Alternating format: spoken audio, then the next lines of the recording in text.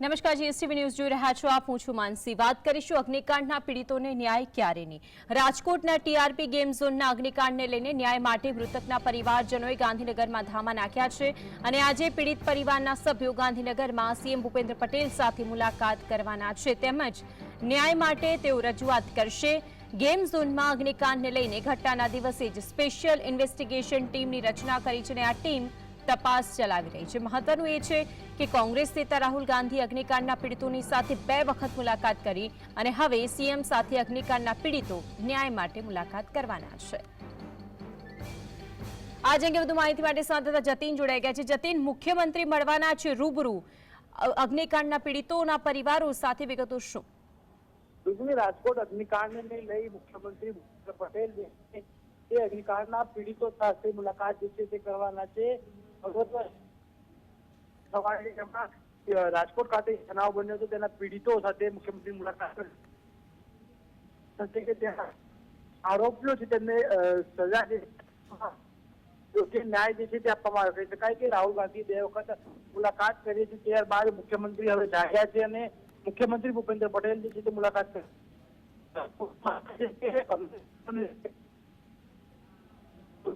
પ્રકારના પ્રેશર વગર આરોપીને યોગ્ય રીતે સજા જે છે તે કરવામાં આવે, જેને કારણે તમામ લોકો આજે ગાંધીનગર ખાતે વિસ્તારમાં બપોરના સમયે તેઓ મુખ્યમંત્રી ભૂપેન્દ્ર પટેલ સાથે મુલાકાત જે છે તે કરશે અને યોગ્ય ન્યાયની માંગણી કરવામાં આવે. જતીન, મહત્વપૂર્ણ વાત એ છે કે જે તે સમયે જ્યારે રાહુલ ગાંધી અહીં આવ્યા હતા અને તે સમયે તેમણે તમામ જે દુર્ઘટનાઓ ઘટી છે ગુજરાતની અંદર તેઓના પીડિતોના પરિવાર સાથે મુલાકાત કરી હતી. તેમાં પણ રાજકોટના પીડિત પરિવાર રાજકોટથી સ્પેશિયલ અમદાવાદ આવ્યા હતા. હવે મુખ્યમંત્રી સાથે તેઓની મુલાકાત છે. આ મુલાકાત કેટલી મહત્વની માનવામાં આવે છે? શું વિપક્ષ દ્વારા એ પીડિતો સાથે મુલાકાત કરવામાં આવી તે પછી જ શું સરકાર જાગી છે? કહી શકાય સ્પષ્ટ છે કે જે પ્રમાણે લોકસભા ચૂંટણી પછી પરિણામ આવ્યા તેને લઈ રાજકોટ ખાતે જે બનાવ બન્યો હતો તેને કારણે તમામ લોકો જે આરોપીઓ હતા તેને યોગ્ય કહી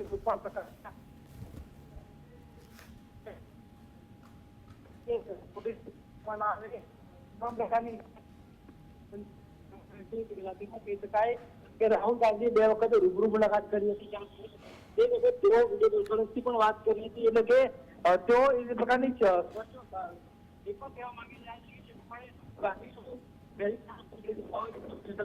ગુજરાતના મુખ્યમંત્રી તેમજ ગુજરાતના દિગ્ગજ નેતાઓ જે છે તે રાજકોટના પીડિત લોકોને ક્યારે મળશે, પીડિતના પરિવારજનોને ક્યારે મળશે, સાથેમાં કહી શકાય.